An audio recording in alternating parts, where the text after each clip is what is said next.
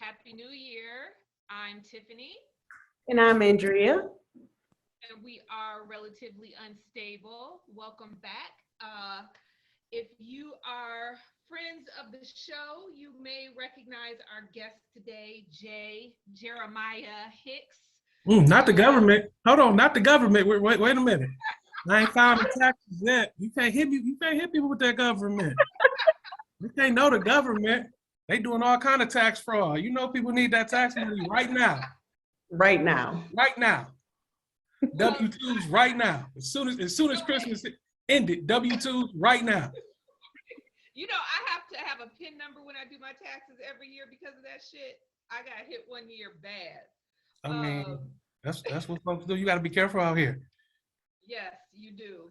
That's why all the taxes need to be on the blockchain. We're gonna talk about that a little bit in a minute about the crypto and the blockchain.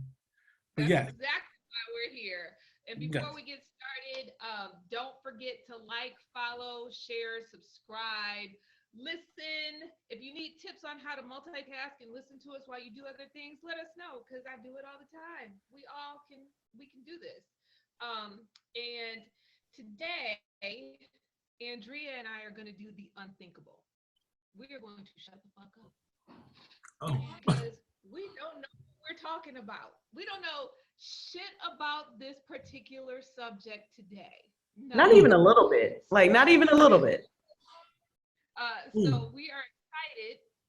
And also, before we get started, I really have to say this. As the daughter of an attorney, we are not financial professionals. This conversation is for entertainment purposes only. Do with what you want at your own risk. Tiffany Langford, Andrea Williams, and Jeremiah Hicks are not responsible or liable for any choices you make with your cash.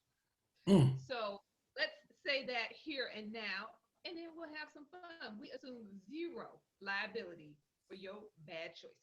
Zero. Now, if you make some money and you want to throw some our way, now that we can be responsible for that. We can all just like black folks. Do a disclaimer and then go on the back end, other disclaimer with a side benefit. Side black. But I mean, if you want to just slide us some, maybe they can pay all in crypto if they learn something. I'm just saying. Yeah, and I'm gonna have to learn all about this. Everyone is about to find out exactly how remedial we are. Not really. Just so we know, just so we're clear, like my idea of investing is buying clothes 50% off of clearance, keeping tags on them, intending to wear them, and then reselling them at the full price or 25% off the full price. That's like my idea of investing. So, but today what we're talking about is the hot topic of cryptocurrency. Whatever the fuck that is. So Jay has, Jay is a professional, he's radio personality, and he has now dived into this crypto world. And, we hear about it, have no idea. My 11-year-old just came to something about, oh, you mean Bitcoin? I was like, what do you know about that? And so, Jay, why don't you kind of tell us what's going on, how you got into this? Jay's written books, so we'll talk about that a little bit. I even read one of them, The Visual, something else, Jay. Whitney? The first time I ever heard the term, yes. The first time I ever heard the term Bitcoin was in the movie Dope. So, and I thought it was a movie concept. So tell us what it is. Tell us what it's about and how you got started in this. All right. Well, thank you guys for having me. I really do appreciate it. And come on. For sure. Well, in radio, being in the radio environment, been in radio for 25 years. When you're in that environment, you meet a lot of people, different walks of life, different flavors, different nationalities, different agendas, party promoters, rappers, singers, dancers, strippers, everybody. You know what I'm saying? Mayors, governors, all come through radio. So while I was in radio 2011, my boss at the time, guy by the name of Armando Rivera, and he was very witty guy, very curious guy. And at the time, he was telling me about this digital currency by the name of Bitcoin. And he was looking to purchase some, and it was 10 cents at the time. And he said, this currency is going to change the world. It's going to be the money of the internet. And I did not listen to him at all. Okay. Timeline. Yeah. So 2011.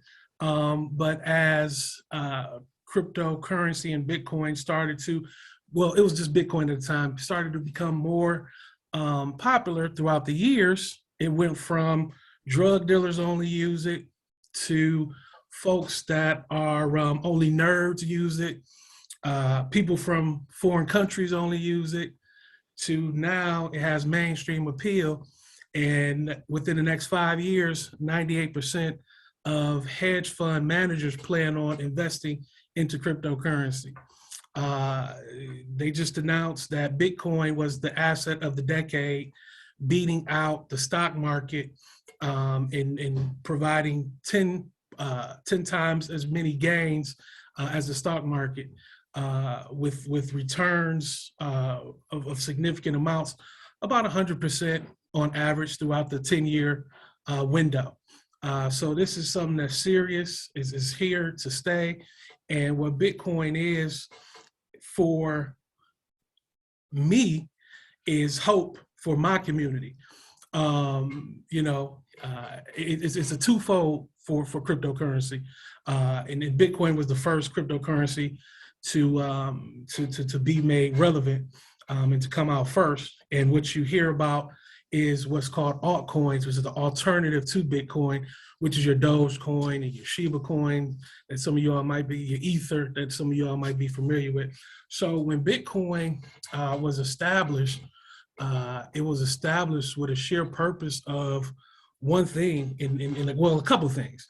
But one of the major things was the fact that in 2009, when the first coin dropped, Bitcoin just celebrated its 13th year anniversary, it talked about the actual financial collapse of 2008. And the reason this currency was created was because they wanted to give the power back to the people, because financial institutions were ruining people's lives. They had too much control. So this anonymous person created this currency, this digital currency that was decentralized and had no third-party interference. So anybody can send currency peer-to-peer without having to get permission from a third party. So that meant nobody controlled this currency. So within that control, the people control the currency, and the currency is backed by a pool of computers that runs a internal data system that talks to each other and it mines the coins, create the coins. But at the end of the day, this currency was created for peer-to-peer, borderless transaction, and a decentralized mechanism for people to send money amongst themselves, to have the ownership of their own money and not have to worry about the government or any kind of financial institution involved in that space of reference when it comes to currency. So this is the first time. Go ahead. No, quick question. I'm sorry. Just because I'll get lost. Because what I'm hearing in my very basic mind, when you say peer-to-peer, what I'm hearing is Cash App. How does this appreciate? How do you? It's very similar to Cash App. What we're going through is a transfer of of money. So what I mean by that, if you want to step back into civilization when it first started, the way money was transferred amongst people was, they traded seashells, they traded beads, whatever that value was, people would exchange value for value. I'll exchange you a cow for these beads, or I'll exchange this corn, I exchange these rubies, I'll exchange this grain, this salt, these spices. So at the end of the day, it's all about what you place value on and what you consider is currency when you exchanging that transfer of energy with another person. So throughout civilization, we were trading rice, we were trading corn, we were trading silver, we were trading gold, we were trading dollars. In 1950, going into the United States, it was something called the New York Diners card, which was a physical card that had money on it. It was the first credit card that had money that you never see because it's digital money, So you had something called a credit card, and from there you can pay bills, you can pay for food, you can pay for different things. So all the way from the start of civilization to what you have, the debit card, and recently you have something called a Cash App, where you can do digital money, Vimo, which you can do digital money. All this is setting you up for the next transfer of money, which is cryptocurrency. Now, the thing about a Vimo and a Cash App, that is still placed on a centralized system, which is controlled by your by the finance system and by the government. But you're taking a Bitcoin, which is a digital currency that nobody controls. No government controls it, no king, no queen, no president. Nobody controls Bitcoin but the people. It is pure ownership of the peoples. And within that coin, you can purchase the coin, you can send it amongst your peers, you can send it borderless, wherever. If I want to send it around the globe, I can send it to whomever, whenever, and you can send it 24/7. And that's one of the features of it, that it's borderless. But the biggest feature of Bitcoin is the fact that it's only 21 million Bitcoin that's going to be created, right? So it's a scarcity thing. So when you only have 21 million that's going to be created, folks are going to buy into that. And as they buy into that, it's less and less and less. And the Bitcoin is becoming a store of value. That's why Bitcoin is considered the new digital gold. That's why it's considered a store of value, because over time that value would increase because it's a set fixed number amount that's only going to be created. So you want to think of Bitcoin as digital money for the internet. Okay, so at some point somebody's not going to be able to buy it. Is that what you're saying? Like at some point? Yeah, this is further down, but it's going to be like gold. It's going to be a scarcity. It's going to be rarity. So that is the whole phenomenon behind it, is one, that you're dealing and rallying behind a significant coin that the government can't control. And more importantly, just to give some history on, as I mentioned earlier, how Bitcoin is kind of a twofold story. You have the fact that this digital asset, which is an actual asset, is outperforming the stock market. I think 2020, Bitcoin was up 300% year to year. 2021, it was up about 100% year to year. So this is a strong investment to make. And like I mentioned, it is the best performing asset of the decade. It's a digital property, it's digital energy, and it's a real thing. Institutions are investing in this. Nation states are investing into this, like El Salvador, in using it as a strong alternative to the dollar. And I see places that say Bitcoin accepted, Bitcoin payment accepted, etc. Mm-hmm. So, and let's just say, so Jay did write these books. I read one of them, Whitney's Bitcoin Revenge. Did I get the title right, Jay? Redemption. Mm-hmm. Mm-hmm. My bad. Whitney's Yes. Bitcoin Redemption. I read it 2 days ago, right before I went to bed. Okay. Quick, easy read. It's like a colorful Bitcoin for dummies. I did read the book, and Jay did a beautiful job of making it plain. However, I also am not the sharpest knife in the drawer, so I still don't really understand. But as I'm reading, I'm thinking I'm understanding this, but I really don't. Like, I still don't know where to start, and I still don't know how, Bitcoin is going to help me not have to be a writer during the day ever again. Yeah. So the reason, I tied in a book like that, when I got into crypto, it was so complex, and you're dealing with engineers, and these engineers are very dynamic. They're very complex. So I was able to kind of bring crypto down to its simplest form and try to blend the culture with crypto. I wanted to get more women engaged. Women, they say 58% of women are interested in crypto, but they feel intimidated by crypto. So I wanted to kind of bring it down from a complex situation to a simplified situation. And what better than throw romance and love and sexual energy in there. So I try to make it like a Zane meets Tyler Perry style book. Tyler Perry. Yeah. I props to Jay. Yeah. I've known Jay for a while. I didn't know that was in you. Yeah. I gotta read this book, I guess. Please do. The book is it's definitely something, and it's just an introductory piece to see how you can utilize Bitcoin.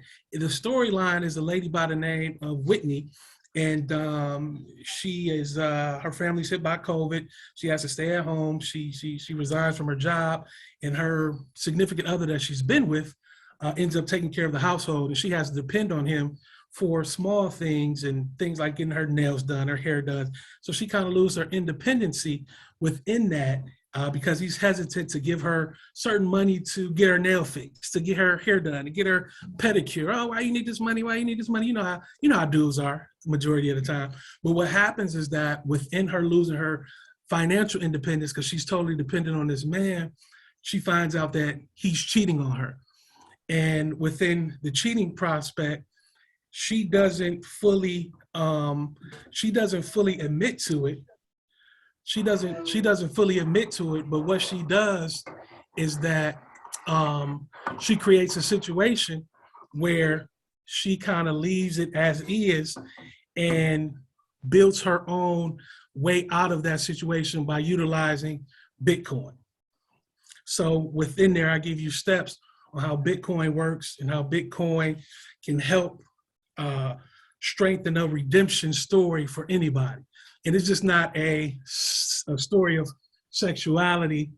She does have sexual relationships with other people, but this is a story of how Bitcoin can be used to help you get out of various situations and kind of claim your own financial redemption. Pretty much what she does.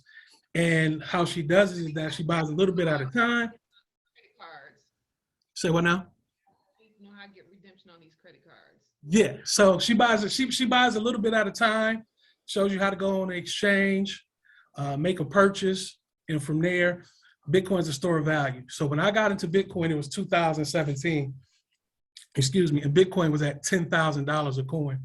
So this past spring of 2021, Bitcoin had reached $68,000. So it's like buying an asset. It's like buying a house.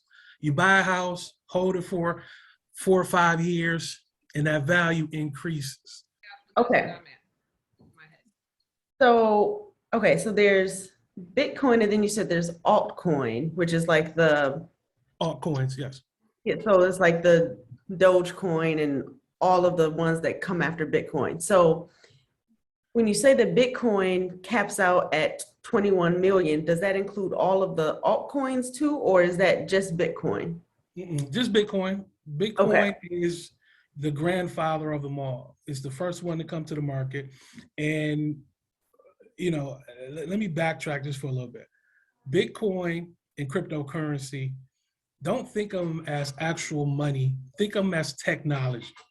So it's a technology piece to this. And what I mean by technology is nothing but a technique to get things done. So what these crypto coins do, they actually serve an actual purpose to get something done. So when you're going into a cryptocurrency, you must ask, what is the currency's purpose? What's they call it the utility.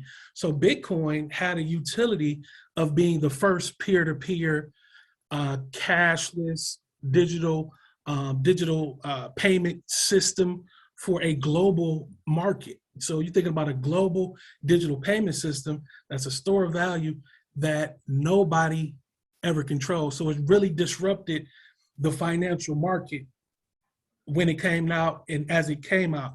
But the thing that makes it a huge technology is that it's backed by something called the blockchain.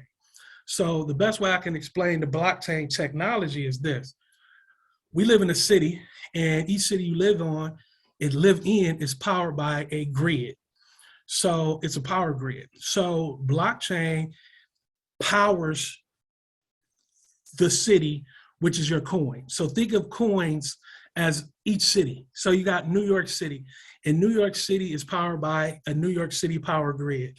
So let's say you got Bitcoin, which is the #1 city of cryptocurrency, and it's powered by blockchain. And what blockchain is a digital ledger. So if you guys can recall, back in the day, you had checkbooks, and on the back of those checkbooks, you used to write out, pay $20 to grocery store, $30 for cleaning. It was a digital ledger that you trusted because you can forget things, because what I do with that money, or did I pay that check, or did I pay that bill? So you had that ledger on the back of your checkbooks so you can keep yourself balanced and trusted, so you knew where your money went. So the blockchain is nothing but a digital ledger that keeps track of any and every transaction that's made on the blockchain. And the thing about this digital ledger, that is open to everyone and everyone can see it. But it's like us having a conversation on a phone, and we're talking and they can see the conversation, but they don't know the people that are having the conversation. So I sent Tiff $20. She sent me $20 back, and they don't know it was Jay Hicks and Tiffany sending each other money. All they just see is the transactions. And the transactions, as they add up, they create a chain. So that's what you call a blockchain, which is a digital ledger of all the transactions. And just to simplify it, let's say I'm in a classroom with some kids, and they want to use my pen. So any kid that wants to use my pen, they have to write their name on a whiteboard. So if Johnny want to use my pen, he has to go up and write his name on the whiteboard and let me know what time he used the pen and that he had the pen. If he passes the pen to Stacy, Stacy has to go up and write the name of her on the whiteboard and let everybody know that she has the pen. So it goes Stacy, then it goes to Monica, then it goes to Tiffany. So when I come back an hour later and I don't know who has the pen, I don't want to go to some kids and say, hey, class, who has my pen? Who had my pen last? Because what will happen majority of the time, oh, Chuck had the pen. Oh, I think Monica had the pen. Oh, I think Stacy had the pen. Oh, I think Ebony had the pen. Where's the pen?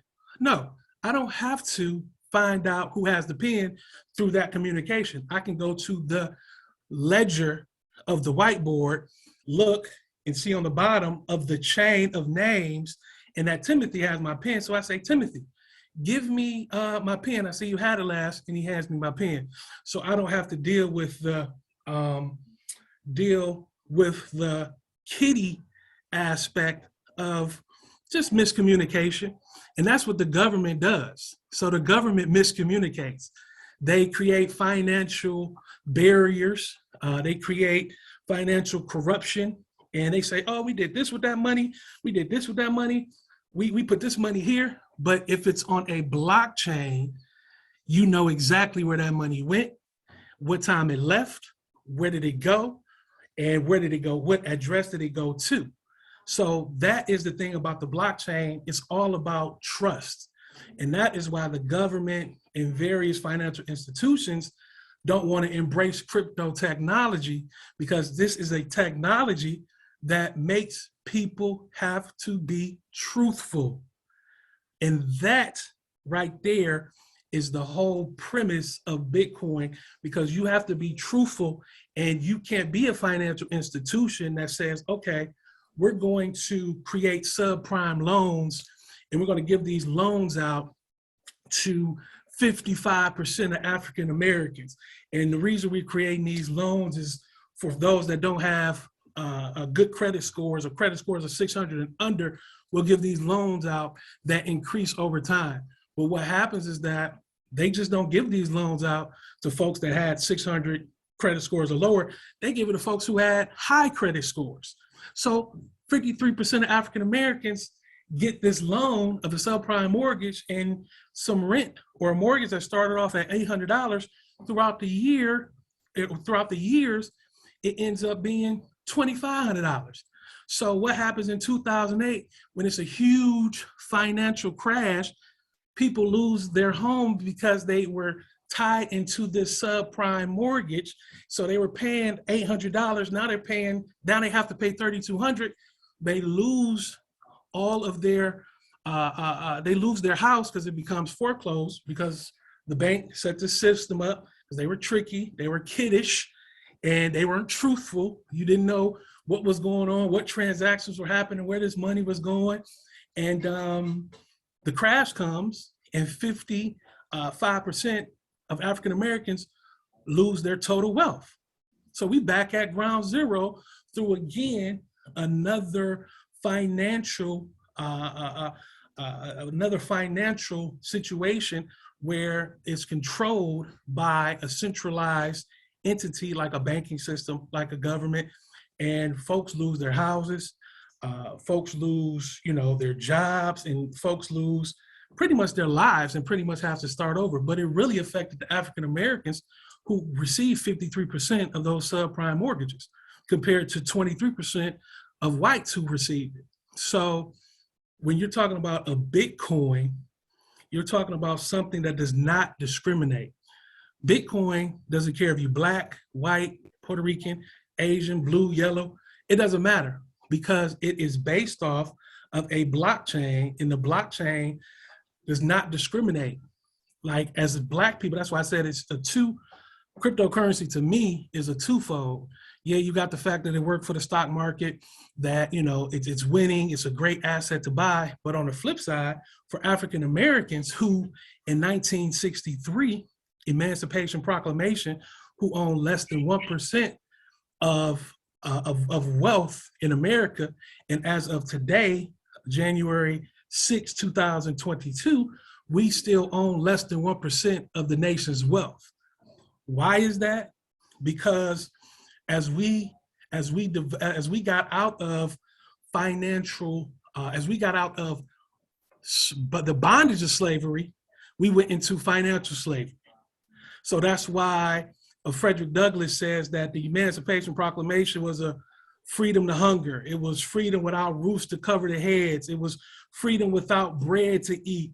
MLK said it was freedom and famine at the same time. And the biggest thing, we went from being assets to being liabilities, because the system was controlled, and it was controlled for us not to gain anything financially. So we were financially starved, and they used different mechanisms to block us from loans, labor, credit, mortgages, job opportunities, ownership, and the action steps that they use, meaning the government, financial systems, were something called Jim Crow.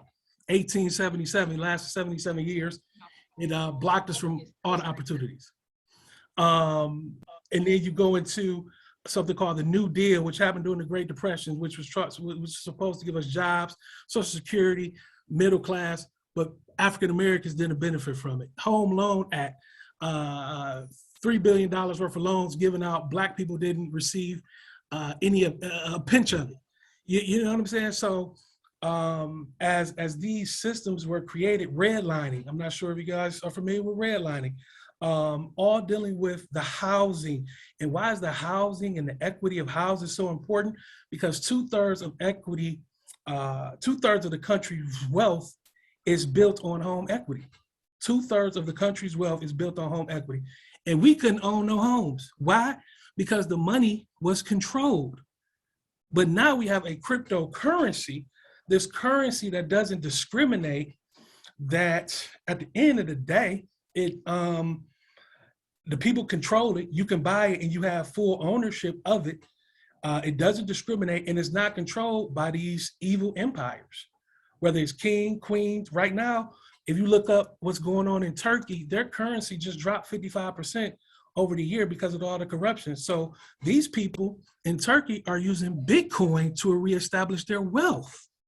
They're using Bitcoin. Why? Because it doesn't discriminate, and it's a store of value that can be a strong alternative to a struggling country's currency, like a Turkey. You know, so the thing is this, that we're in a global economy, you know, and if you don't think we're in anything global, just look at COVID, which started at Wuhan, China, and ended up on the east side of Detroit by my grandma. You know what I'm saying? Like, so we're in a global economy like no other. So cryptocurrency is your new global currency, and it's a transfer of wealth. Like I mentioned earlier, we transfer from the debit cards to the digital money, which they've been getting you ready for. Tiff, your youngest son, by the time he's 21, he might not ever touch a dollar bill. You know what I'm saying? He might never touch a debit card. All his stuff will be cryptocurrency. Case in point, Airbnb just announced that they're going to start taking cryptocurrency payments. So you're going to start. Hmm? How does it turn? So 2 questions. Yeah. One, how do you cash out? But okay. So that pin that was in the classroom, how does that one pin turn into 5,000 pins? Like, do you understand what I'm saying? Like, how does it appreciate? So how do you cash out? Right. So that's a great question. So that one pin is just one transaction. So this blockchain covers all the transactions that happen all over the world, and anybody can access it. So that's why, one, it's the truth. So as a digital currency acts just like regular money. It's just digital. So what you do is that you go to a exchange. An exchange is like a grocery store where you go buy your groceries. So you got an exchange like a Coinbase, and you can go and buy different cryptocurrencies. It's like a grocery store. So when you go to the grocery store, you buy your groceries, you go to the exchange, you can buy various cryptocurrencies. If you're starting out, I would suggest buying Bitcoin, because Bitcoin is an actual digital asset compared to the other cryptocurrencies, which are not. So when you go to this exchange, when you go to this grocery store, you have to do a sign in and a sign up. And these are legal grocery stores, a legal exchange, Coinbase, Gemini, crypto.com, one of the exchanges that just took over the naming rights of the Staples Center.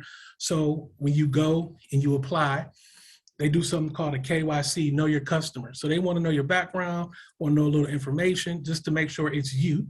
It's in the photo ID, this, that, and the other. And then you're able to tie in your bank account or your debit card, whatever funds that you want to use to buy the cryptocurrency. So now when you're on that exchange, they give you something called a digital wallet. You immediately get a digital wallet, and think of your digital wallet as your email address. So you have this email address, which is your digital wallet, and you buy Bitcoin. Once you buy Bitcoin, you get this digital wallet, and you got, let's say, $100 worth of Bitcoin. That's what you owe. So going back to Bitcoin, you don't have to buy the whole coin. I think one coin of Bitcoin is like $43,000 right now. You don't have to buy one Bitcoin. You can buy pieces of Bitcoin. That was my question. Yep, the pieces of Bitcoin are called Satoshis, and it's named after the quote unquote creator that this creator that supposedly created Bitcoin. Nobody knows who this person is, For all I know, Satoshi can be a black guy on the east side of Detroit. We don't know. He just has a Japanese, Chinese style name. So we just assume. But Satoshi, Nakamoto Satoshi is the pieces, just like dollars are broken down in a cents, Bitcoins are broken down in Satoshis. And they are 100 million Satoshis in one Bitcoin. So 100 million Satoshis in one Bitcoin. So when you go to the Cash App or you go to the exchange, you can buy some Satoshi. So you can buy $100 worth of Satoshis, $200 worth of Satoshis. And now you own that. That's in your digital wallet. That's in your email address. And that's your email address, and you own that email address. Now, you have that Bitcoin, that digital money. You have the option to cash out that money for real money anytime you want. But that's already my money. So how does it make more money? That's what I'm asking. That's a great question. That's a great question. And it's going back to the store value. So I brought Bitcoin in 2016, and I did dollar cost average. I would buy 500 here, 500 here, 500 here. And I brought throughout about a year and a half to where I was able to accumulate one Bitcoin for about $11,000 total. That was 2016. So I held Bitcoin because, again, it's an asset. And just like any asset, you hold on to it. You don't spend it.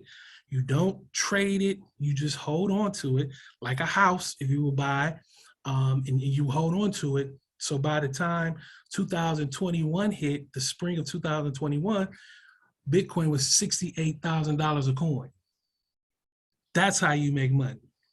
Okay. You buy, you hold, and this is something where Bitcoin is a long-term game. Now, enter your altcoins. Your altcoins are a little different because the technology is a little different. They have different utilities and different use cases, and those are more of you might buy and hold, or you might buy and trade. So that's where you get a little bit, you have a little bit more analysis, a little bit more intense preparation to deal with those altcoins. And we can get into that in a little bit, but I want to just get the foundation for Bitcoin down. So the altcoins are still backed by the blockchain technology, though. Yes. So every altcoin, so you got two things. You got an altcoin is any coin that's not a Bitcoin. So it's a difference, though. You have a coin, and then you have a token. A coin is anything that's built on a blockchain. A token is anything that's built on top of a coin. It doesn't have its own blockchain. So let me tell you, you got the Ethereum city, right? And in the Ethereum city, which is an alternative coin, so the city of Ethereum, which has its own blockchain, right? As its own blockchain, you're able to build different neighborhoods within that city or different businesses within that city. So you can build on top of the Ethereum network. You look at it as like an app store. So this is all like technology driven. So the Ethereum has its own blockchain, and it powers other tokens that are on top of it. Okay, so going back to like your neighborhood analogy, so that would be like, so the blockchain technology powers the whole city. Yes. But then what did you say it starts with an E? Ethereum. So you got Ethereum. And so that's powering like the stores on the block in the neighborhood or something like that. Okay. Is powering the business within that city. So you have Ethereum, and the power grid behind Ethereum has its own blockchain. And in the city of Ethereum, you can build different businesses inside of that city. But it's all powered on the Ethereum blockchain on top of the blockchain. And that's what tokens are. So if you hear about an altcoin, it might be a altcoin or an alt token. If it's a coin, it has its own blockchain. So it has its own city. If it's a token, it lives inside a city. Yeah. Yeah. Wait, so how come I can't just throw up a coin on this blockchain? How come I can't just have one? Like, You how come I can. can't just? And that's exactly why you need people like me, because it's over 15,000 coins and folks are just putting up coins. You can copy, paste, put a coin up, promote it, and it can blow up. It might not blow up. It can blow up, and you do something called a rug pull. It was something called a squid coin that came out after Squid Games.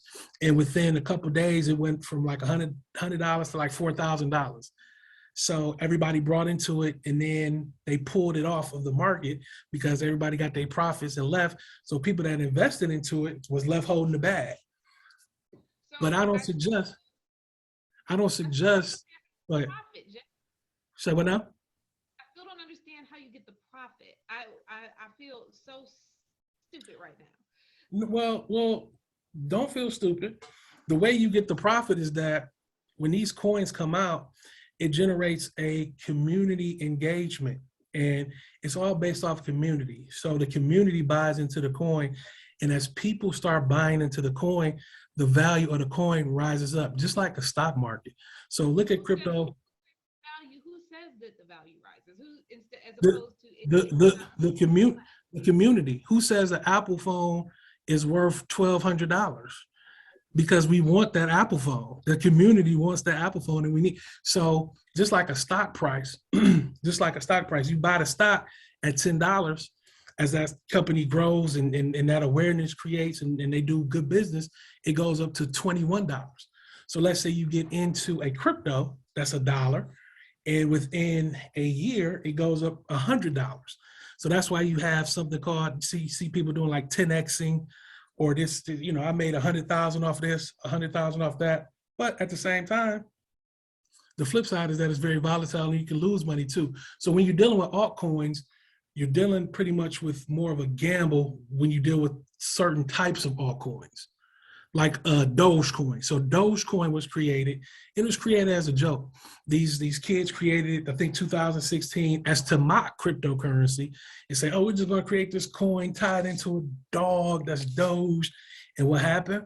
The energy of the internet and the energy of the community pushed this coin mainstream to where if you got in on this coin when it was a small amount and it grew just a little bit, you made a significant amount of money. But the coin was a joke. So it didn't have any utility, it didn't have any backing. So when you're talking about these coins and these tokens, you're talking about a technology. So we got to have some type of technology tied into it. So like you said, anybody can create a token, anybody can create a coin, but what's your purpose behind it? And your purpose behind it drives the value. So you are enticing people to invest into your coin, invest into your utility, because you have a real life utility that can do something in the real world. So you start off with a coin that's $1 and say your coin goes up, you go meet me, I buy your coin for $1, I buy $500 worth of your coin, and it goes up within the 2 years to $20. I'm sitting pretty well. So that's how you make the money. You in crypto and in cryptocurrency, you have to have some type of utility, is what it's called, some type of purpose, some type of technology. Like I mentioned, technology is nothing but a technique to get things done. So what does this coin do in the real world?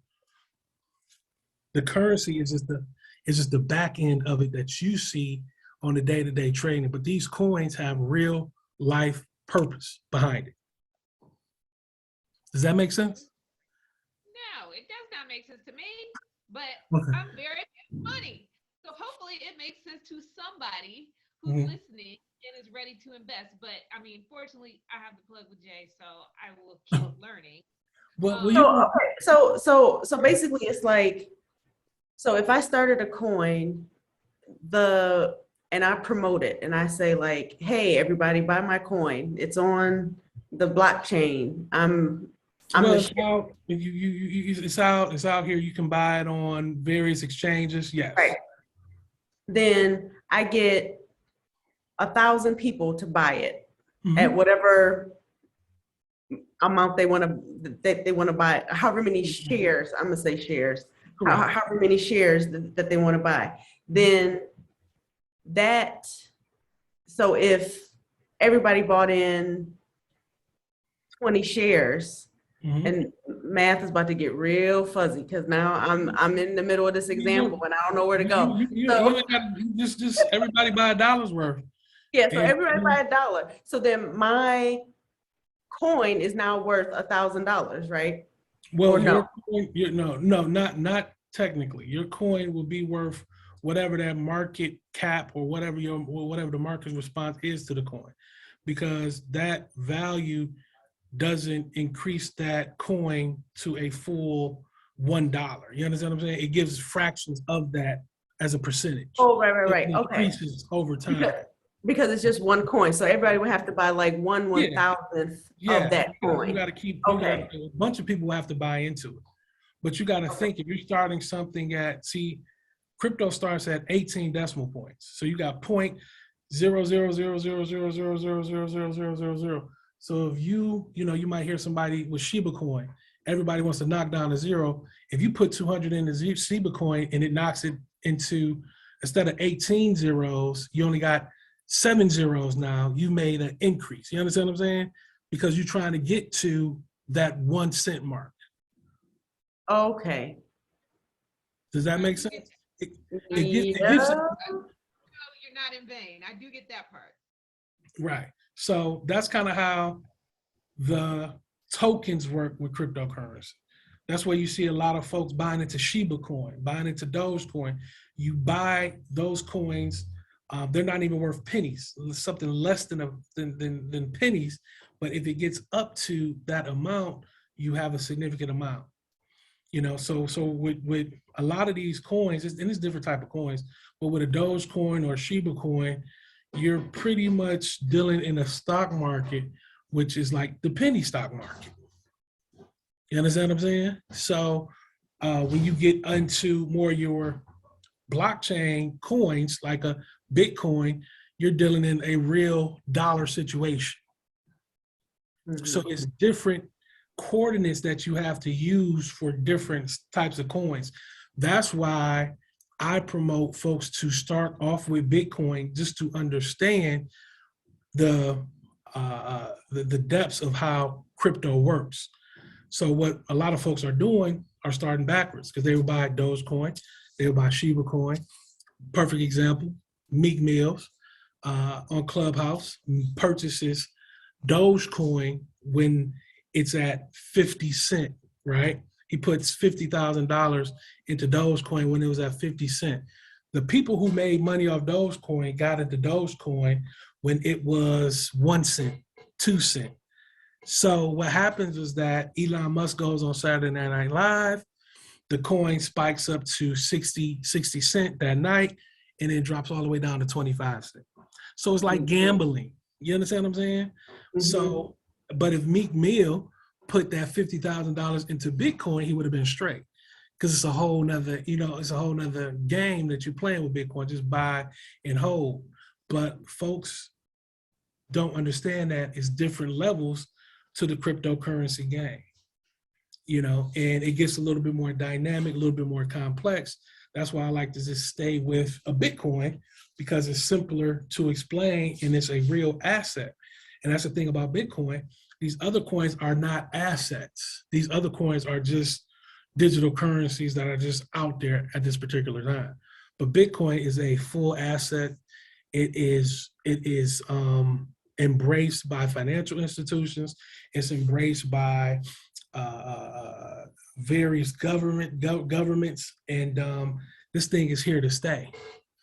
Where you can have a Dogecoin that's here today, gone tomorrow. Mm-hmm. Shiba coin here today, gone tomorrow. Bitcoin is an asset. So as African Americans, as we come from 1963 and only own less than 1% of the nation's wealth, and as of today, we only own less than 1% of the nation's wealth. Everybody can't be an entrepreneur. Everybody can't, create and be innovative, but, flip houses and, open up salons and sell hair and do lashes and stuff. Everybody can't do that. Everybody can't do it, but you can pick up and buy some Bitcoin, which is an asset. Market companies. Can't everybody do that, right? Can't everybody do that? And everybody do that. And not to knock it, but that's what Bitcoin does. It allows you to have digital ownership of of an actual digital property. You own an asset. It's just a digital asset that you own, and the government can't take it away. And why do I keep mentioning how the government takes it away? In 1934, it was an executive order by President Roosevelt, and that Americans had to turn in all of their gold that they owned. And if they didn't turn it in, they would have to go to jail. Think about that. So you accumulated this gold. Look it up, 1934 Executive Act. I think it was called the gold, some gold standard. Don't get me wrong on that aspect. But long story short, they had to turn in their gold. So what's stopping governments from having people turn in whatever? Because you don't own anything. You don't own that money in the bank. The bank can shut down and say, okay, we're shutting down. And what happens to your money? Then what? You got to go through multiple layers. What happens when tax frauds happen? You got to go through multiple layers to find it. That's why I mentioned earlier, if the taxes were on a blockchain, it wouldn't have any fraud, because the blockchain is a digital ledger, and you know that you're sending this money to Tiffany's digital wallet or digital email address, and it's going directly to her. And it's ledgered out. Where did that money go? Who did y'all send this money to?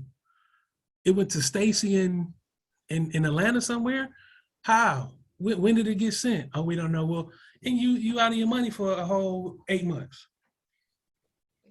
Have you seen the show? I think it's on Hulu, maybe. Startup? Yes. Yep. So that's what this whole conversation reminds me of. Like they're ArachNet, like yes. Yeah, and that's what she established a coin, and that coin, they really don't go into much of the blockchain, but they just give you the premise of how digital currency can work, and how it can be used on a underground type of atmosphere, and people can use it to, again, this is anonymous. So nobody knows that the exchange of money is coming from one person to the other person. So that's why the government feels a certain way. And you got, like, I think it's not Nancy Pelosi. What's the other old bitter white lady that hates crypto? But she Jeremiah Hicks are not necessarily those. I mean, everybody knows she's bitter. She bitter. She ain't had sex in a while, I guess. But for real, she need to read Whitney's Bitcoin Revenge Redemption, so she can get some visuals going or something. But anyway, she feels that the leading narrative there is, oh, drug dealers use Bitcoin and da-da-da. Well, let me ask you this. I've seen drug dealers with a lot of dollar bills too, as I watch Narcos and I watch all these drug movies and BMF. They use dollars too. So, you know what I'm saying? What are you really saying there?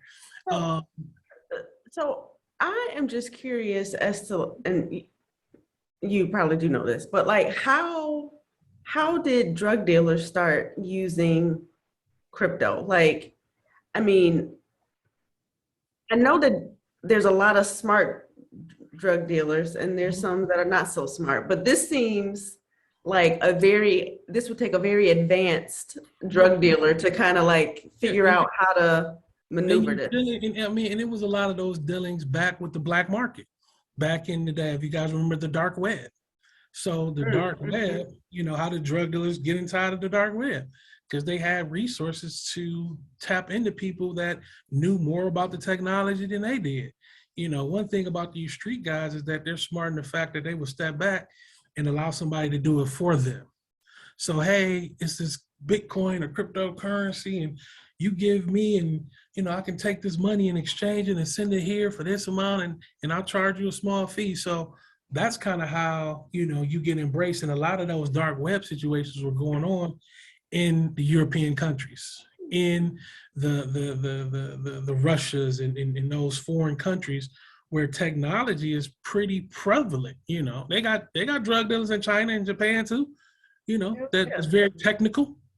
You know what I'm saying? This ain't, we're not talking about our typical street guy, that's on the corner and doing what we think is what street guys do, you know. So, you know, they find resources, and again, they attach themselves to resources that will benefit them.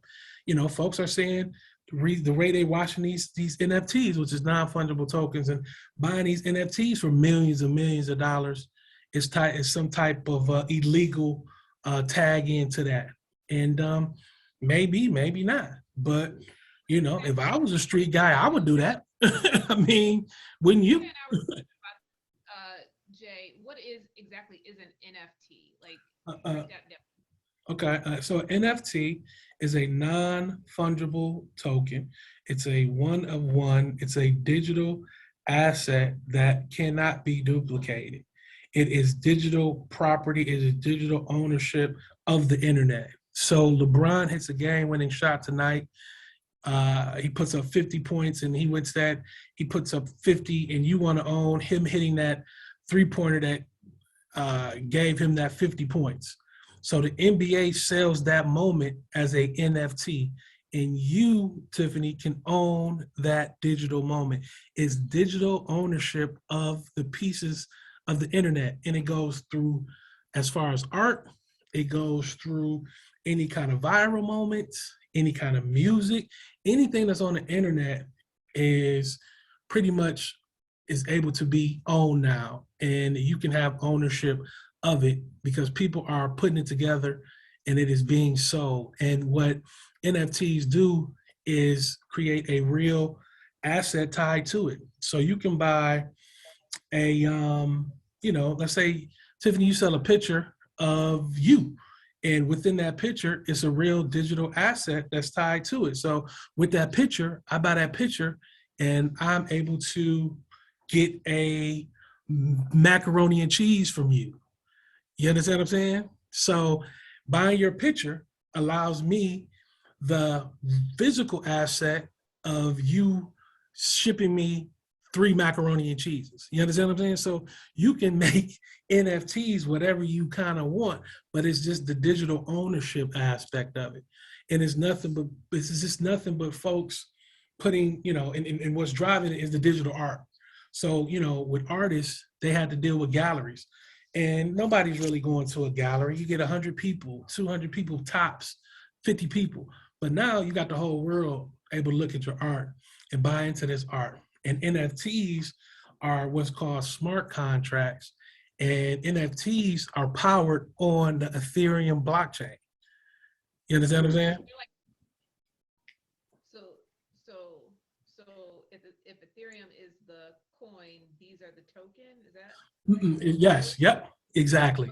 So Ethereum is different it has a different purpose than Bitcoin. So Ethereum was created to disrupt the financial system. So within Ethereum, you'll be able to do something called smart contracts. So I can do a contract with you, Tiffany, and say, when's your birthday, Tiff? 2/26, Pisces as well. Pisces in the building. So I can set up a smart contract with you that every day on your birthday, that I send you $100 worth of Ethereum for the next 10 years. Once I lock that contract in, it's a programmable contract and it's locked in. It can't be changed. So every year for the next 10 years, I don't have to do anything. That money will be sent to you on your birthday, as long as it's in my account. You understand what I'm saying? So because of the picture. So that's the exchange for the picture. No. This is the exchange for a smart contract. I'm going into smart contracts and what's the purpose of the Ethereum blockchain. So the Ethereum blockchain allows you to create something called smart contracts. And let's say I do a smart contract for your birthday. And every day on your birthday, I want to send you $100 worth of Ethereum for the next 10 years. We set up a smart contract and the $100 automatically comes out of my account without me having to touch it, look at it. It's programmable. I guess a better example would be when you go to a vending machine and you buy something that's $1. You buy something that's 50 cents, right? And you put $1 into the machine. That vending machine kicks back your 50 cents, and it doesn't have anybody programming it. It doesn't have anybody telling it what to do. It is pre-programmed to give you that 50 cents back. and it's no official authority over that programming. So think of smart contracts in the same way. It's programmable contracts that you can create. So NFTs are pretty much contracts that you can create and sell. Does that make sense? It does. It actually does. Mhm. At the same time, there's still like a physical thing attached to them based on what you're saying. If you want it to be physical, you can sell a picture of you right now, and this is my collection, and people buy it because communities drive the value, and people buy it, and that's what they own. So On the internet today. so that's what people are doing. They're creating their own collections. People, they promote them, they market them, and people are buying into them. So you have. Jay, sorry to cut you off, but what's the difference between? So there are, like, for example, I call them Insta artists, like artists who are their stuff on Instagram, and I follow a ton of them. Who are selling their stuff on Instagram. Oh, I used to have a picture, my cousin's picture back here. I was about to plug her, but we moved it. So what's the difference or benefit of using the NFT model versus just like a direct instant sale on Instagram or Facebook or something like that? That's a great question. NFT shows me ownership. So if you were selling a picture of you, and I copy pasted and I put it on my profile and I act as if I owned it, I really don't own it. I copied it. But an NFT, with it being on the blockchain, I can show that I actually have ownership of your picture because I brought it from you at this time, at this place. So if I have a LeBron game-winning picture or a game-winning viral moment, I own that viral moment. And if somebody even copies it, they don't own it. It's a fake. And what you're doing is pretty much lying to the public. And nobody wants to be a liar on social media. Everybody, when you're talking about yeah, but when you're talking about an actual asset, right, you don't want to be called out for posting fake stuff. I mean, our digital lives are becoming just as popular as our physical lives, So as we continue to go through that, filters are becoming the new makeup. I was hanging with my homegirl, and her homegirl were going through Snapchat filters like they were at, doing makeup at Macy's. Like they had like 30 freaking filters going on. And I'm like, they would take the pictures and then collaborate with each other and see, what filters was the best ones. And these was grown women. So, you know what I'm saying? And, it's about the digital presence. So when you buy a LeBron game-winning shot, and you buy it for $1,000, and I'm gonna flex it on you because I'm gonna put it on Instagram and show you that I got that $1,000 moment. Or Nike releases an NFT gym shoe that's a rare gym shoe that's $5,000. I'm gonna post that on my Instagram and show you that I just digitally stunted on you. So it's a digital stunt aspect. That's why they got something called Bored Apes. Right into the whole kind of narcissistic social media. Yeah, I mean that's what's happening with something called Bored Apes. These Bored Apes are just pictures of apes that somebody drew, their NFTs, and they're selling mad through celebrities and influencers for 500, 600 millions of dollars. Why? Because it's a digital stunting aspect. I just brought $600 worth of, I just brought $600 of an NFT. I'm stunning on your ass. What? Because look here, Tiff. If I brought some Jordans, right, and I brought them on Saturday, and I wear them to the club, and I wear them, and people see them, it's only a certain amount of people that's gonna see them. But if I had some digital Jordans that I brought as an NFT, and it was only a limited pair, and I brought them for $1,500, and I make them my profile pic, everybody will see those, and they will see that I own those because I will have the asset as far as the blockchain back to it, and so they'll see that it's authentic. And you're talking about a digital stunning aspect. But then, how do you make money off of that digital image? Then after that, Same way you make money off of trading cards. You hold on to them and you resell them. You resell them, you repackage them. So that's what NFTs are. NFTs are like digital trading cards. You buy them, they create value, and you resell them. So you might buy it at 50 cents, resell it at $5. And I'm just giving you a basic form there, but you're talking about Pokemon cards. Yeah. Yeah, Like I actually get Pokemon that. cards. I have yet, this is new to me, so I have yet to understand the allure of that. But I understand it. Yep. So NFTs are digital trading cards that give somebody ownership, full ownership of that moment, that piece of art, that that music piece, whatever you want to sell, you can sell it as an NFT.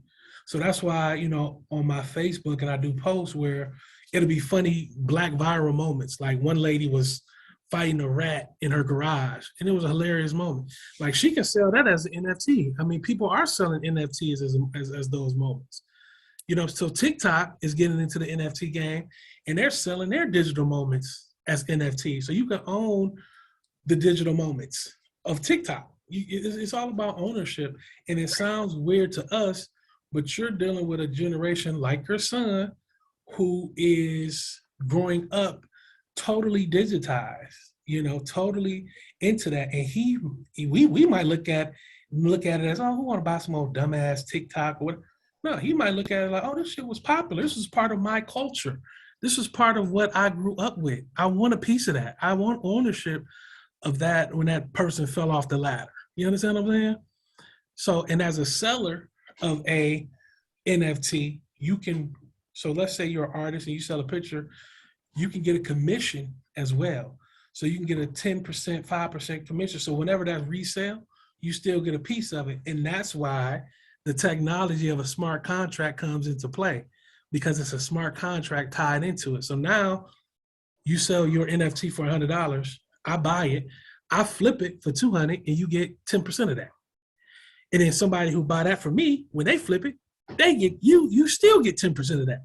So it's an evolving door that continues to grow. Blockchain. So yeah, it's all tracked. Anybody can go and pull it up and see that I brought it, somebody else brought it, they sold it a month later for this amount, they sold it a month later, but the smart contract keeps track of it because it's a smart contract. This technology is ridiculous. And that's what I'm saying, as Black people, Tiff, we embrace everything. We embrace Clubhouse, Instagram, Facebook, any kind of iPhones. We embrace technology first.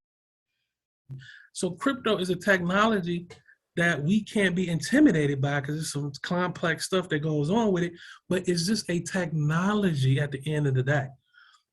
And so, Jay, my understanding is that there was a crash with Bitcoin. So Okay. was that yesterday or something? I think it was yesterday. So when something like that happens and there's lost, one, how does that happen? Meaning, so there's this, basically like the community is lifting up this coin or what this digital asset. What causes it to crash, if you will? I don't know if that's the proper term. And then how do you recover from that? Or how does an owner recover from that? Well, that's a great question. And it's a couple layers to that. But I'm going to go back to when you started and you said your form of investing is through buying clothes. So let's use clothes as totally sarcastic. I know, but let's bring that back as an example. So let's say that You go to your favorite clothing store. Let's say Black people like Gucci. So we go to the Gucci store, and at the Gucci store, at the Gucci store, Gucci is having a 25, 35, 40% off sale. You've been wanting that Gucci sweater for the longest, and it's 35% off. And you say to yourself, I've been really wanting that sweater to go down. I've been really eyeing that sweater and really wanted to put it in my cart. Now it's down 35%. I think I want to get that cart. I think I want to put it in my cart. Time out. I won't even pay 35% off at the Gap. I just need this to be very clear. So there's no fucking way. It's not you in general. I'm just saying that if something that you really want is 35% off and that has value to you.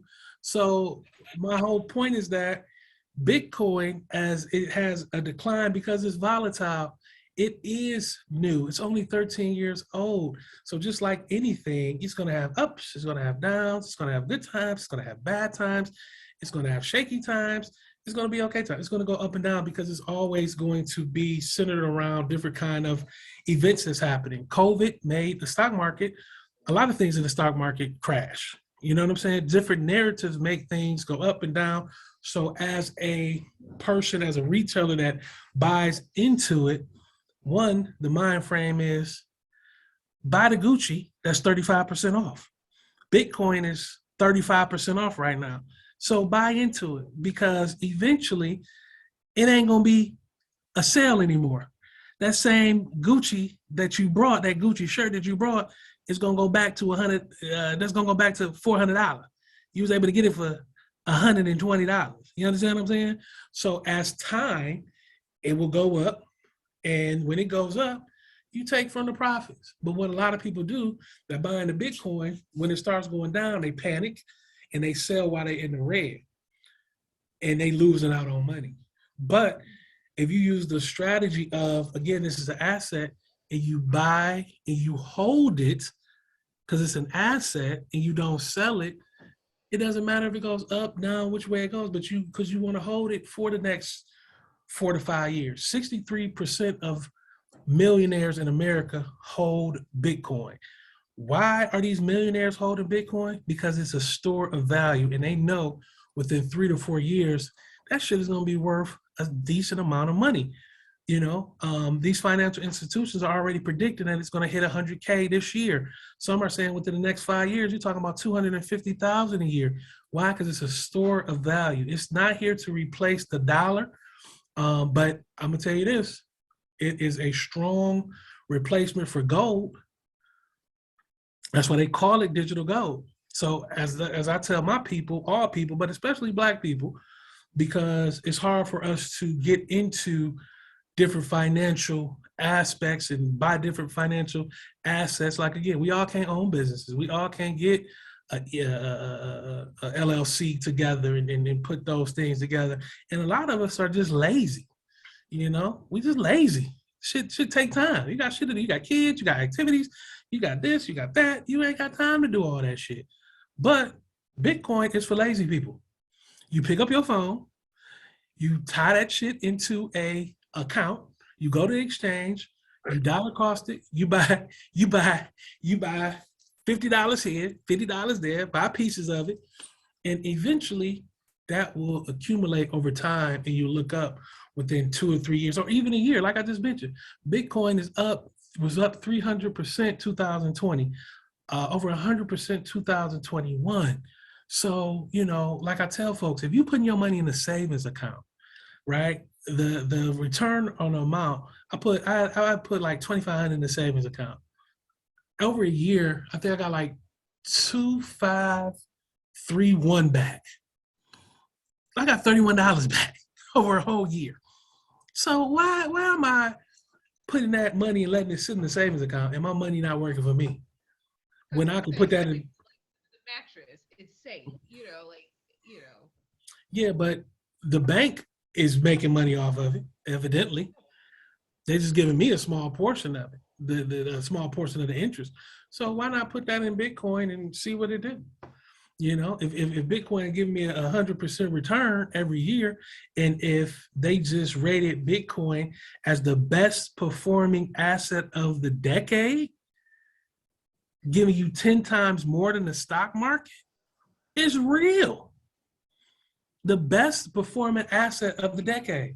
This ain't me talking. I'm just saying. I mean, but this is your experience.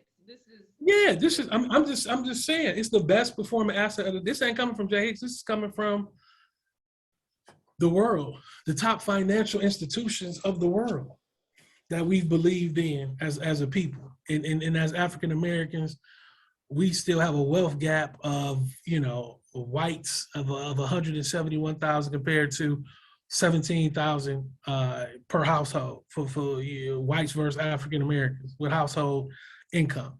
So, with Bitcoin, like I'll go back when I first mentioned, Bitcoin is an economic empowerment tool. It is hope. And I hope that Black people will eventually embrace it because it's going to be too late soon. You have to be a certain person to set up this account or this wallet. No, so, anybody can set it up. As long as you got a bank account to fund it. You have to wallet for like my 11-year-old. Yeah. Okay. Yeah, you can set it up. And that's why I wrote the book. The Whitney's Bitcoin Redemption was more female based, but my first book was 2 Scoops of Crypto, and this was a very fun, edutainment is what I try to put into it. And this was a graduate of this young guy. He graduated from Wayne State at the age of 23. Was seeing that his buddies had these degrees, but were ended up being like assistant managers at Foot Locker, and he didn't want to go into the corporate world, so he decided to open up his own ice cream spot. His nickname was 2 Scoops, so he called the ice cream spot 2 Scoops of Crypto. He was from Detroit, went to Wayne State, and as he did his pitch to get the grant to open up the store, what he presented to the judges was the fact that he tied in the flavors of the ice cream to crypto. So he would have a Bitcoin birthday crunch. He would have an Ethereum chocolate chunk. He would have a Doge vanilla, so he had these but internally, he really didn't know about Bitcoin, kind of like you guys. He just finessed it because that's how these young folks in Detroit can do. They can finesse it. So he gets this grant from Detroit City Council, and they put him on a street called Crypto Avenue. And on this avenue is where all businesses accept crypto. So what I was trying to do is just plant a seed for my people in Detroit, just to say this is kind of what the future looked like. But he opens up this store, it's like a Dairy Queen, a walk-up store. And as his patrons walk up, they give him the game on crypto. They give him the game about Bitcoin. They give him the game about blockchain, and that gives you more of a introduction to crypto overall. So, Tiff, I would encourage you to start with that book because Whitney is redemption book. Yeah, but going back, that the 2 Scoops gives you more of an overall perspective. Whitney digs right into it. Whitney is So the 2 Scoops, this is a fictional story about a guy that just goes. Yeah, it's all fictional. I would say it had to be fictional if you're talking about somebody graduating Wayne State in 4 years, because that shit don't happen. Oh shit. I was like, wait, is this a real person? That can't be a real person because Wayne State don't graduate folks like that. I didn't say that. You did. You said that. No, I didn't. Shout out to the Tartars. Aren't they the Tartars? The Tartars? We're the Warriors now. Oh, shit. Y'all was the Tartars or the Tater Tartars? We were the Tartars. Okay. I was there through the Tartars and the Warriors. So okay. I'm glad they changed to the Warriors. That's what was a Tartar, by the way? I don't know. Okay, they didn't know either. That's why they changed it. That's why they changed it. So at the end of the day, ladies, you're talking about disruption. You're talking about a new technology, a transfer of money, and you're talking about you're dealing with an old financial system. So, for example, I had to do a bank wire. And the banks are still running off a system called the SWIFT system, which was created in 1970. So it took me 4 to 5 days to send this significant amount of money to somebody overseas on a bank wire. And then they charged me $20 for it. You understand what I'm saying? But this person didn't know anything about Bitcoin and crypto. And the reason they charged me $20 for it because they still using this old banking system called the SWIFT system. So these systems are outdated. These systems are old. These systems need to be disrupted. And they haven't, and the banking system is the only system that has not been disrupted globally. We all shop on Amazon. You couldn't go out in the street. You even now, Amazon got so many trucks out in the street. It's ridiculous. And when you order something, it is coming. So retail has been disrupted. Movies have been disrupted. Various things have been disrupted, but the banking system is on a course of disruption. And this is what you're seeing with a lot of pushback from the government, because the government is tied into the banking systems. Now, this is me just putting a little theory into it, but this is what's happening. The banking systems are Blockbuster and cryptocurrency is Netflix. So where do you want to be? Because I ain't watched a VHS or a DVD in a long ass time. So I think that's the bottom line, and where we wrap this up, because I feel like we could talk about this forever. Because it's something that I obviously has no real. There is no finite element to it other than you said the 21 million, but like the concept of it is infinite. So I'm gonna read 2 scoops of crypto. I'll send it to you. I'll message it to you, and you too, Miss Williams. And I'm gonna send Whitney's to you too, Miss Williams. Okay. You gotta check out Whitney. It's off the chain. Quick read, Andrea. Don't read ahead. Don't read ahead and don't judge me. No judgment. No judgment. No judgment. But it was just relatively unstable model.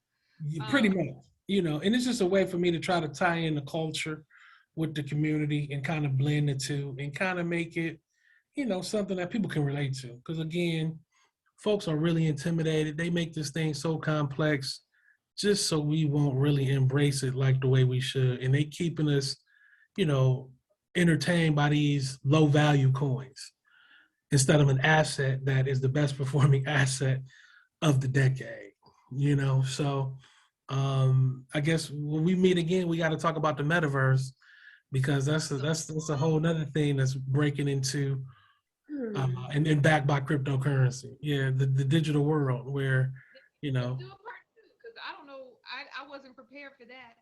Oh yeah. Miss Williams, you heard about the metaverse? Kind of. Okay.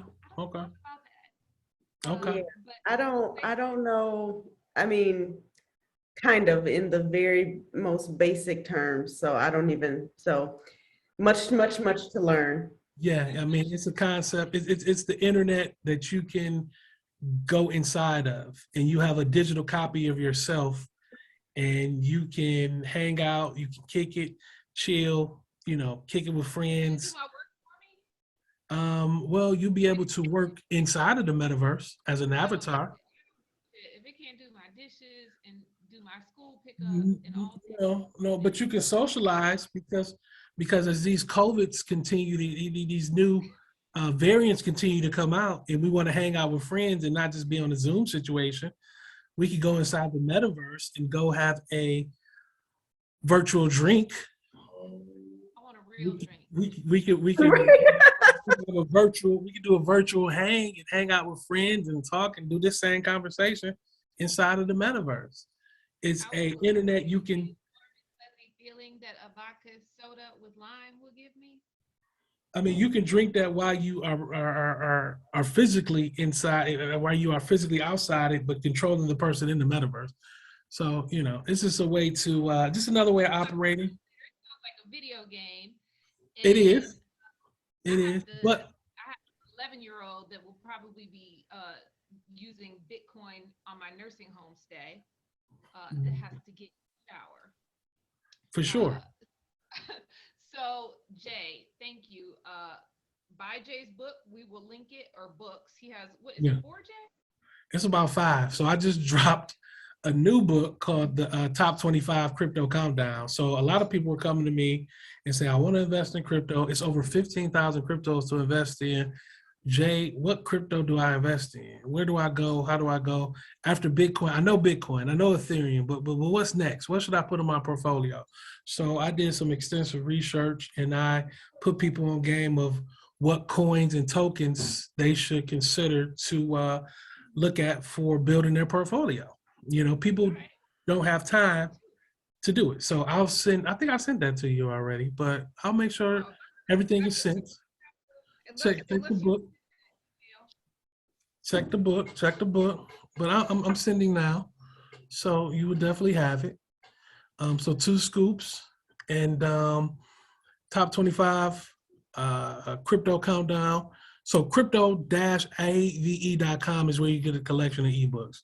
So I call myself cool. I call myself the king of crypto, and it's not the fact that I'm the actual king with all this money, but I'm the king of crypto content. Is how I look at it. So I provide books to the people to make it simple, and you know, if you want to learn, it's cheap. I made them affordable. They cheap as hell, and it got a ton of knowledge in it that will be beneficial to you and your family in the future. And I just sent 2 scoops to you, and the top 25. So, well, I'll buy them. I mean, I need you to read them and talk about them. So you got to check it out and spread the word. So you ain't got to buy nothing. We here. I feel like Verified would getting free promo stuff. I know. I feel like an influencer. You are. It's starting one crypto movement, one person at a time. Well, you got 2 right here, and again, knew nothing at the beginning of this episode, but now have a little bit of an idea. Definitely more interested, and we'll definitely be doing a part 2 with Jay to talk about what's going on. Maybe even be able to at that point say what we've been up to in the crypto world, and you know, go forward. Again, the views and comments expressed in this episode do not necessarily reflect Relatively Unstable. Your financial choices are your own, but this is a you know, a growing movement, concept, and you know, if you choose to get on board, all the universal power to you. For sure. And make sure to get my books, crypto-ave.com. And follow Jay on Instagram. It's crypto J313. We'll link that as well. And don't forget to follow us, subscribe, share, all that stuff. We love you. Happy New Year. And we will talking to you a little bit richer later. For sure. Thanks, ladies. All right. Thank you.